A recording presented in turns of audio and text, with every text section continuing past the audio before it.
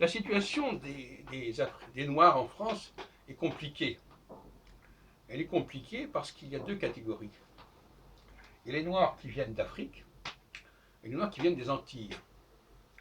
Et les Noirs qui viennent des Antilles ont, ont un statut différent, ils ont une histoire différente. Et ils sont des citoyens français à part entière, juridiquement en tout cas. Et il y a une espèce de brouillage qui se fait à ce niveau-là, qui est assez proche par certains côtés de ce qui se passe avec les Juifs. Toute proportion gardée. Parce qu'il y a des Juifs de souche française qui sont là très anciennement, et puis il y a des Juifs qui sont venus d'Afrique justement, du Nord, ou de Turquie d'ailleurs, ou encore évidemment les Juifs de Pologne. Et on a là également tout un ensemble de situations, de conditions très différentes,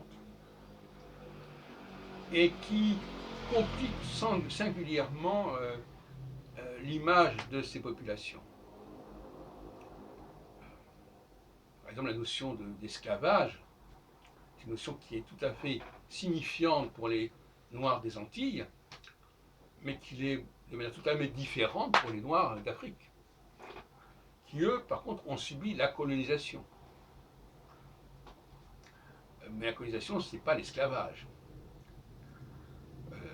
Donc il y a là une situation. Alors, concernant les Juifs, on ne peut pas faire de comparaison de ce genre-là, mais néanmoins, pour revenir à la question du statut des Juifs, il y a eu en 1870 une mesure, un décret qu'on appelle le décret Crémieux notamment, qui a décrété justement, décerné aux Juifs algériens un statut de citoyen français, qui a été d'ailleurs révoqué pendant l'occupation allemande de l'Afrique du Nord pendant un temps assez bref.